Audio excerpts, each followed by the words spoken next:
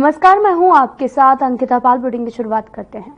उत्तराखंड सरकार महिला सशक्तिकरण के उद्देश्य से बहुत जल्द ही महिला नीति लाने जा रही है।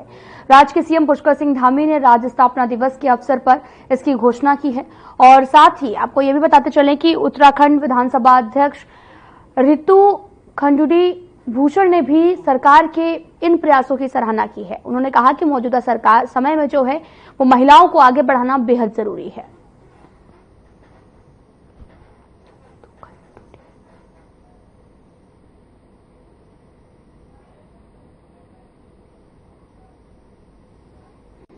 इन चीजों को लेकर आए। समाज में इस तरह की बात चर्चा हो रही है। बहनें आगे बढ़ रही हैं और मेरिट पे बढ़ रही हैं। देखिए, रिजर्वेशन बहुत अच्छी बात है, लेकिन मेरिटोरियस वुमेन ऊपर आ रही हैं, आगे बढ़ रही हैं। और ये भी देखने में आया कि जब उनको ये मौका दिया जाता है तो वो उस मौके का पूरा फायदा उठाती हैं और प्रयास करती हैं कि अच्छे से अच्छा कार्य हो। देखो, कोई हिंदी में बोल रहा है, पंजाबी ज्यादा अपने ही देश में आ गया।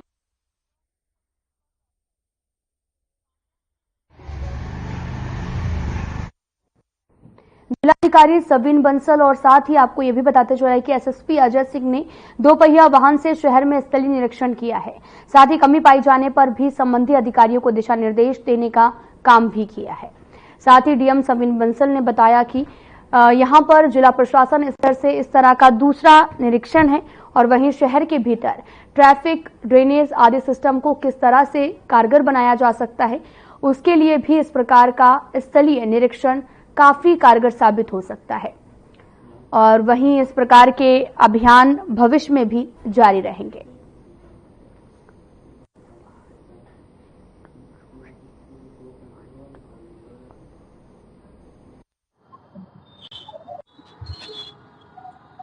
पहले जब से हमने इनिशिएटिव शुरू किया था कप्तान साहब और हमने, तो उसमें हमारा लक्ष्य ये था कि शहर को जैसे हमने 4 जोन्स में विभाजित किया था, तो प्रथम चरण में जो उस जोन में जो ट्रैफिक रिलेटेड प्रॉब्लम्स थी, जहाँ पे चौंक्स बनने थे, कहीं पे फुट ओवर ब्रिज प्रपोज होना था, पिंक बूथ बनने थे, पिंक टॉयलेट्स बनने थे, तो उस चरण का काम पूरी प्लानिंग हो चुकी है और उसमें से कुछ चीजें धरातल पे उतारी भी गई हैं। और जो आगे आने वाली चीजें हैं, घंटाघर पे हमारा फुट ओवर ब्रिजेस तीनों डायरेक्शंस में।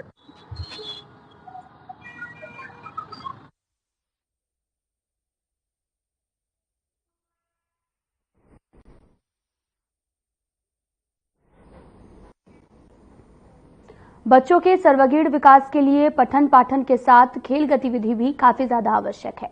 इसी को ध्यान में रखते हुए देहरादून में शिक्षा विभाग के अंतर्गत एक प्रोजेक्ट उत्कर्ष शुरू किया गया है, जिसमें मुख्य शिक्षा अधिकारी और साथ ही समस्त खंड शिक्षा अधिकारियों को भी स्मार्ट स्कूल बनाने की भी दिशा में प्रस्ताव बनाने के निर्देश दिए हैं। वहीं जिलाधिकारी ने कहा कि प्रत्येक विद्यालय में फर्नीचर उपलब्ध कराया जाए, कोई भी बच्चा जमीन पर ना बैठे, ये सुनिश्चित कर लिया जाए। साथ ही सभी स्कूलों पर टीवी लगाई जाए और सभी कक्षाओं में व्हाइट बोर्ड होने चाहिए। छोटे बच्चों के लिए विद्यालय में झूले, स्लाइड जैसे खेलने का साधन होना चाहिए और कक्षाएं स्मार्ट होनी चाहिए। साथ साथ उन्होंने ये भी कहा कि स्कूलों का सौंदर्यीकरण भी किया जाएगा और कक्षाओं को पेंटिंग के माध्यम से आकर्षक बनाया जाएगा। ये आप अवगत ही हैं कि जो प्रोजेक्ट उत्कर्ष शुरू किया गया है शिक्षा विभाग अंतर्गत, जिसमें हम ये ऑब्जेक्टिव लेके चल रहे हैं कि हमारे जो सरकारी स्कूल हैं, जो बच्चे हैं, वो किसी भी तकनीक से या उपकरण से या हमारे जो बेसिक इंफ्रास्ट्रक्चर है उससे विहीन ना रहे। सो इसमें ऑलरेडी प्रिंसिपल्स, सभी प्रिंसिपल्स के लेवल पे सीईओ की मीटिंग हो चुकी है और वी आर ऑलरेडी मिडवे। हमारे 7 ऑब्जेक्टिव्स थे, 7 में से 4 ऑलरेडी संपन्न किए जा चुके हैं सभी स्कूल्स में।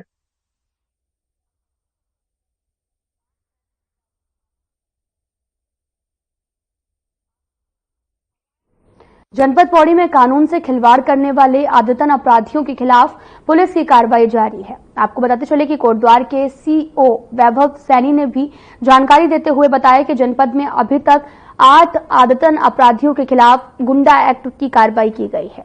इन सभी 8 अपराधियों को जिला बदर किया गया है और उसके साथ ही उन्होंने ये भी कहा कि कानून व्यवस्था को मजबूत करने के लिए पुलिस लगातार अपराधियों के खिलाफ कार्रवाई कर रही है।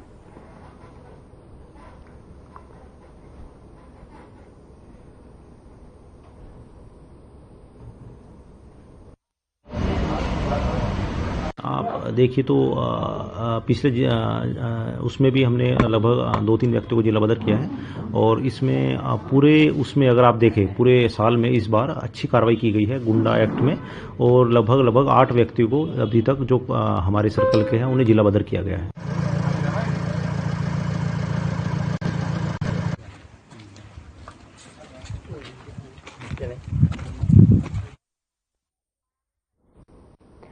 उत्तराखंड की विधानसभा अध्यक्ष रितु खंडूड़ी 67वें राष्ट्रमंडल संसदीय संत सम्मेलन में हिस्सा लेकर वापस लौट आई हैं। वापस लौटने के बाद स्पीकर खंडूड़ी ने ऑस्ट्रेलिया में आयोजित सम्मेलन में हुई चर्चाओं की जानकारी दी है और उन्होंने बताया कि सम्मेलन के दौरान संसदीय कार्य प्रणाली को और बेहतर किए जाने पर चर्चा की गई है। साथ ही सम्मेलन में संत को नॉन चैरिटेबल संगठन के रूप में मान्यता दिए जाने पर भी फैसला लिया गया है। ऑस्ट्रेलिया के सिडनी में 3 दिवसीय राष्ट्रमंडल संसदीय संत सम्मेलन का आयोजन किया गया है और इसमें हिस्सा लेने के लिए उत्तराखंड की विधानसभा अध्यक्ष रितु खंडूड़ी भी पहुंची थी।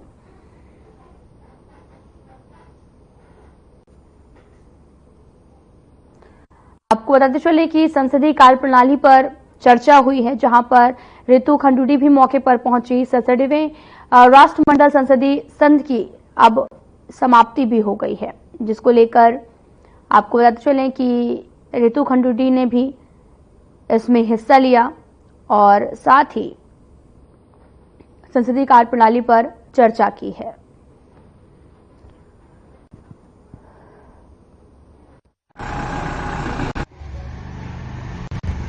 कॉमनवेल्थ पार्लियामेंट्री एसोसिएशन में मैं गई थी और हम 2 स्पीकर्स असम और उत्तराखंड स्पीकर एग्जीक्यूटिव कमेटी में वहाँ के लिए नॉमिनेटेड हैं।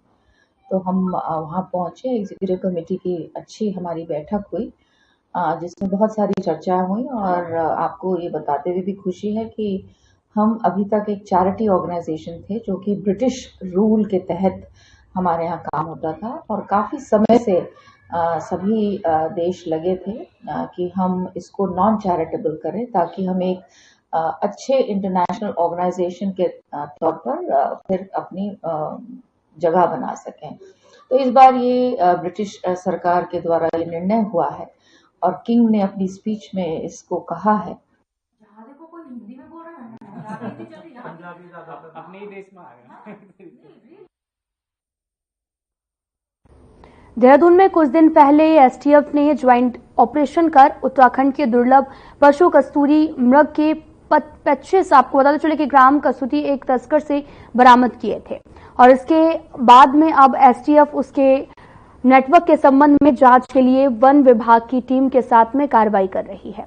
इस संबंध में भी वन विभाग के हाफ ने यह भी बताया कि वन्य जीव तस्करी को लेकर वन विभाग की टीम अक्सर एसटीएफ के साथ मिलकर कार्रवाई करती है और यदि एसटीएफ के द्वारा किसी तस्कर को पकड़ा जाता है तो वन विभाग इसमें पूरा सहयोग भी करती है, जिससे वन्य जीव तस्करों को पकड़ने में आसानी रहती है।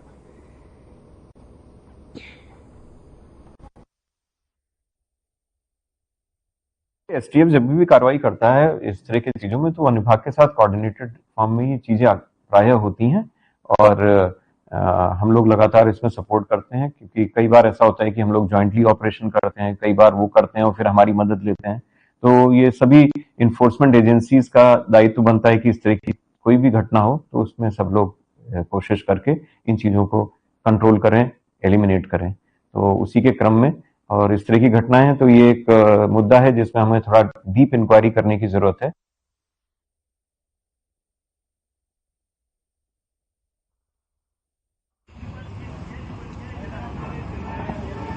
तो भाई क्या हाल है?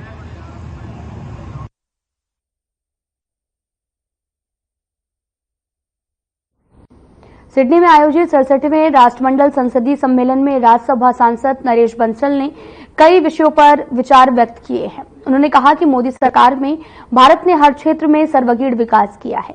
भारत में महिलाएं सुरक्षित हैं और मानव तस्करी पर भारत में रोकथाम के प्रयास लगातार जारी हैं और महिलाओं के लिए भी कई योजनाएं संचालित की जा रही हैं और साथ ही मोदी के नेतृत्व में देश विकसित भारत बनने की ओर अग्रसर है। और उन्होंने कहा कि महिलाओं की सुदृढ़ता के लिए भी अनेक योजनाएं चलाई जा रही हैं। आपको बताते चलें कि सिडनी में आयोजित कार्यक्रम को लेकर सर्वगीण विकास पर जोर दिया गया। भारत में महिलाएं सुरक्षित हैं, मानव तस्करी पर भारत में रोकथाम के प्रयास जारी हैं और महिलाओं के लिए कई तमाम तरह की योजनाएं संचालित की जा रही हैं। मोदी के नेतृत्व में देश विकसित भारत बनने की ओर अग्रसर है। साथ ही उन्होंने ये भी कहा कि महिलाओं की सुदृढ़ता के लिए भी अनेक योजनाएं संचालित की जा रही हैं। केंद्र की सरकार महिलाओं के प्रति सभी प्रकार के भेदभाव और हिंसा को समाप्त करने के लिए प्रतिबद्ध है। सभी धर्मों को उचित सम्मान है और नव भारत निर्माण हो रहा है। इसे निश्चित रूप से 2047 तक विकसित बनाने का संकल्प प्रधानमंत्री नरेंद्र मोदी ने लिया है, साथ ही जिसमें संपूर्ण भारतवासी उनके साथ कंधे से कंधा मिलाकर काम कर रहे हैं।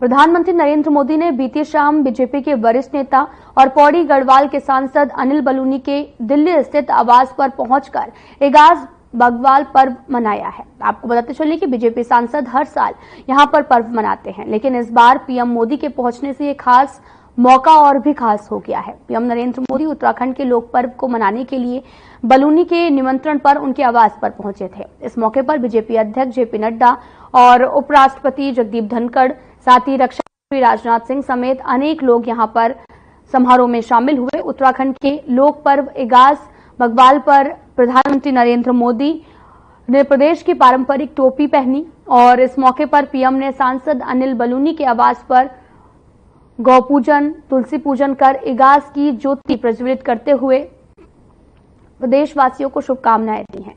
दिवाली के 11वें दिन उत्तराखंड में एगाज बग्वाल का पर्व जो है वो मनाया जाता है। इसे बूढ़ी दिवाली भी कहा जाता है।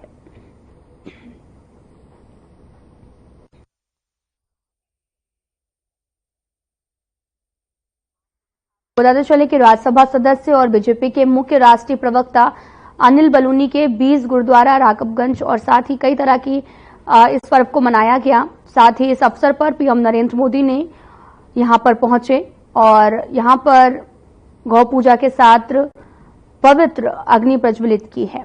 साथ ही इस दौरान उपराष्ट्रपति जगदीप धनखड़, रक्षा मंत्री राजनाथ सिंह, बीजेपी अध्यक्ष जेपी नड्डा और केंद्रीय मंत्री अनुप्रिया पटेल समेत कई दिग्गज हस्तियां भी मौके पर मौजूद रहे। पीएम मोदी ने एगाज कार्यक्रम की कुछ तस्वीरें भी पोस्ट की थी। देहरादून में बड़ा सड़क हादसा हुआ है, जहां पर ट्रक और कार की जोरदार टक्कर हो गई है। हादसे में 6 लोगों की मौत का मामला सामने आया, जबकि एक घायल बताया जा रहा। घटना की सूचना मिलते ही पुलिस मौके पर पहुंची और घायलों को इलाज के लिए अस्पताल में भेजा गया है। साथ ही मामले की जांच में जुटी हुई है।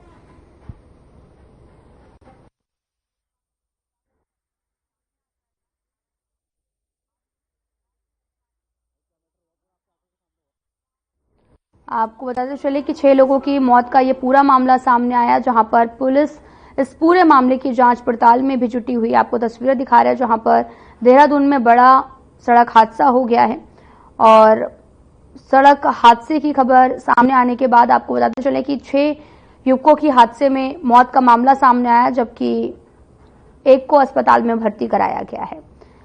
आपको तस्वीरें दिखा रहे हैं जहां पर भीषण हादसे में जान गंवाने वाले युवक युवतियों की उम्र 18 से 24 साल बताई जा रही, जो कि आपको बताते चले कि हादसे की खबर पर रात को पुलिस अधिकारी भी मौके पर पहुंचे और इस पूरे मामले में संज्ञान लिया गया है। और साथ ही आपको बताते चलें कि मौके पर 6 लोगों की मौत का मामला सामने आया है। साथ ही एक घायल को अस्पताल में भर्ती कराया गया, जहां पर उसका उपचार लगातार जारी है।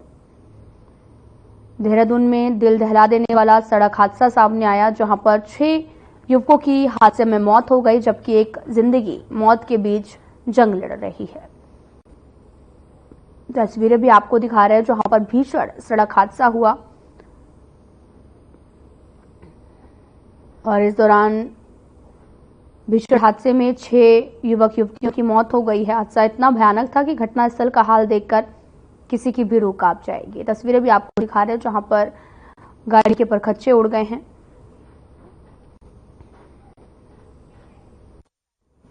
तो वहीं हरिद्वार में हर की पौड़ी पर भव्य दीपोत्सव मनाया गया। जिला प्रशासन, गंगा सभा और साथ ही अन्य संगठनों ने गंगा घाटों पर 3 लाख से भी ज्यादा दिए जलाए हैं। मुख्यमंत्री पुष्कर सिंह धामी भी दीपोत्सव कार्यक्रम में मौजूद रहे। इस दौरान हर की पौड़ी पर ड्रोन शो भी किया गया। 500 ड्रोन के जरिए आसमान में कई आकृतियां भी बनाकर दिखाई गई। गंगा आरती में शामिल होने के बाद मुख्यमंत्री ने दीपोत्सव और ड्रोन शो में प्रतिभाग किया है। इसके बाद मुख्यमंत्री भजन संध्या में शामिल हुए और इस दौरान प्रसिद्ध भजन गायक कन्हैया मित्तल ने अपने भजनों से समा बांध दी है। मुख्यमंत्री ने कहा कि राज्य स्थापना के रजत उत्सव और दीपोत्सव को भव्य ढंग से मनाया जाना था, लेकिन अल्मोड़ा हादसे के चलते कार्यक्रम को सीमित किया गया। मुख्यमंत्री ने कहा कि आने वाला दशक उत्तराखंड का है और आज हर की पैड़ी पर भी ये संकल्प लिया गया है कि अगले 10 सालों में उत्तराखंड हर क्षेत्र में श्रेष्ठ राज्य बनेगा।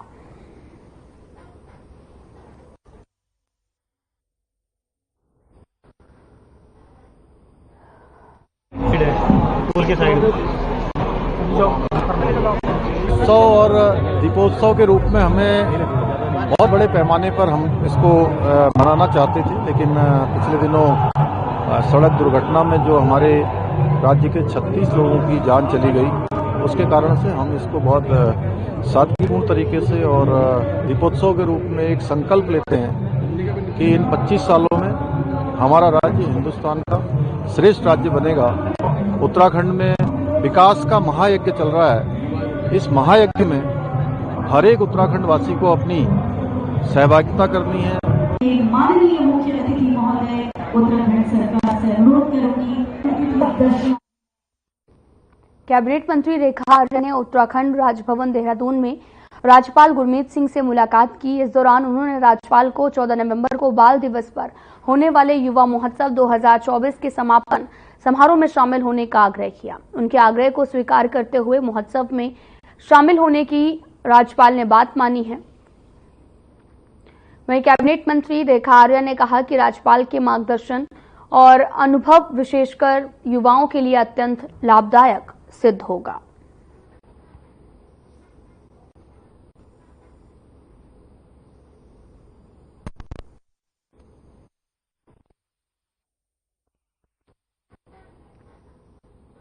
उत्तराखंड राज्य महिला आयोग ने अपना 19वां स्थापना दिवस मनाया।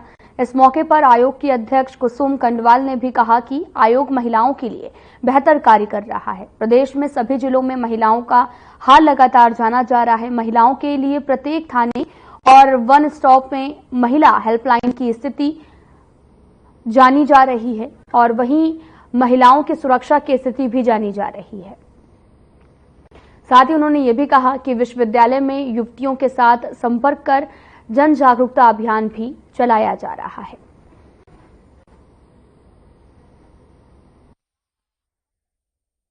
सबसे पहले तो मैं कहूंगी माननीय मुख्यमंत्री जी का मैं आभार व्यक्त करती हूँ, क्योंकि महिलाओं को लेकर हमेशा वो संवेदनशील रहे हैं और उत्तराखंड राज्य महिला आयोग भी सरकार का हिस्सा है। तो जितने भी महिलाओं को सुरक्षा को लेकर महिला सुरक्षित कैसे रहे, महिला आयोग लगातार काम कर रहा है और महिलाओं के लिए चाहे स्पा सेंटर की गाइडलाइन हो, चाहे महिला नीति हो, वो महिला को सुरक्षा, महिला के कैसे सशक्त हो, आर्थिक, सामाजिक रूप से, आर्थिक रूप से, राजनीतिक रूप से, तो ये सब काम महिला आयोग अपनी तरफ से कर रहा है।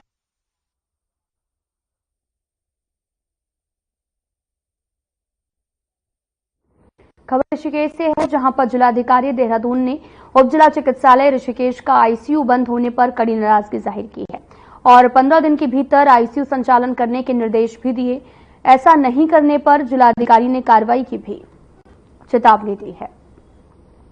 साथ ही सीएमओ को निर्देशित किया गया कि उप जिला चिकित्सालय ऋषिकेश एवं जिला अस्पताल कोरोनेशन ब्लड डोनर यूनिट के तकनीक प्रशिक्षण हेतु हल्द्वानी मेडिकल कॉलेज के बजाय दून अस्पताल से टाई अप किया जाए।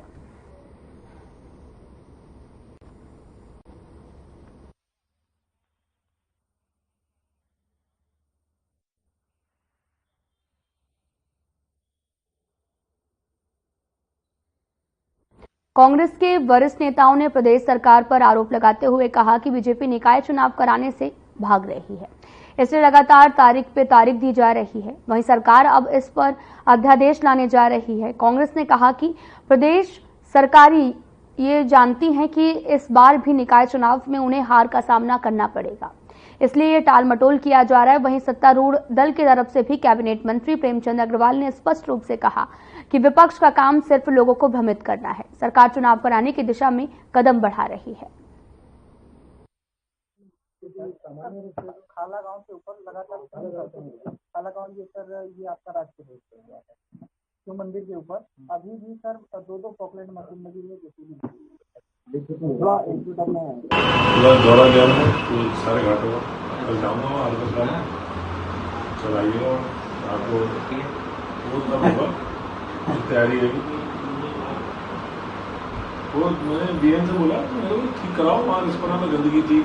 हमने पहले भी कहा था, मैं आज से बोल रहा हूँ, दिसंबर में हमने अपने निकाय चुनाव संपन्न कराएंगे, क्योंकि जिस अध्यादेश की आप बात कर रहे हैं वो विषय ये है कि हमारे यहाँ हमने पिछले दिनों निर्णय लिया था कि जो चुनाव होंगे वो 2011 की जनसंख्या के आधार पर होंगे।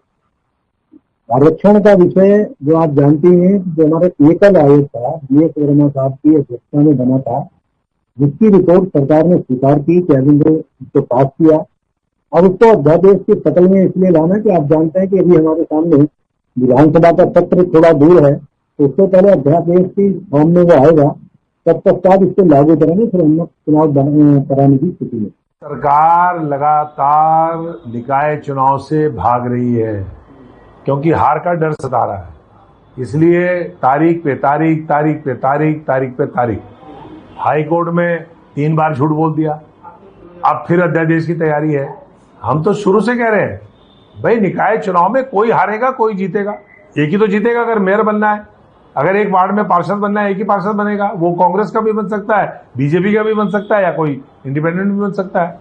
आप डर क्यों रहे हो? लोकतंत्र में चुनाव सबसे महत्वपूर्ण है। इस समय प्रदेश की जनता लगातार बिना प्रतिनिधित्व के है। लाइट का सवाल, नाली का सवाल, सफाई का सवाल, सड़क का सवाल, प्रदेश के अंदर इतनी सारी समस्याएं जो निकाय की हैं, उनको कौन एड्रेस करेगा? व्रत मंडल संस्था की तरफ से पिपलेश्वर महादेव मंदिर क्लेमेंट टाउन में आयोजित 3 दिवसीय गढ़ कौथिक का रंगारंग कार्यक्रम समापन हो गया है। कार्यक्रम का शुभारंभ पूर्व मुख्यमंत्री और सांसद तीरथ सिंह रावत ने किया है। दीप प्रज्वलित करके इस कार्यक्रम का शुभारंभ किया गया। साथ ही इस दौरान संस्था की महिलाओं और पदाधिकारियों की तरफ से उनका फूल मालाओं से परंपरागत स्वागत किया गया है। इस दौरान पूर्व मुख्यमंत्री और सांसद तीरथ सिंह रावत ने गढ़ कौथिक मेले में सफल आयोजन के लिए संस्था को बधाई और शुभकामनाएं भी दी हैं।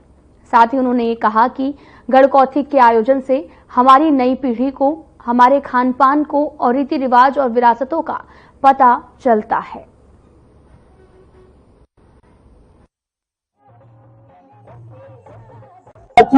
ये आयोजन ही गढ़ कौथिक हमारा जो है ये यहाँ की संस्कृति और सभ्यता को बरकरार रखने के लिए, उसके प्रचलन को जो समाप्ति पे है उसको उजागर करने के लिए हमने ये किया। इसमें हमारे मुख्य आर्टिस्ट जितने भी सब लोकल हैं, बच्चे हैं स्कूलों के, महिलाएं हमारे अपने मोहल्ले की महिलाओं के द्वारा और समितियों की महिलाओं के द्वारा है, और गढ़वाली उत्पाद जो है वो सब हमारे अपने।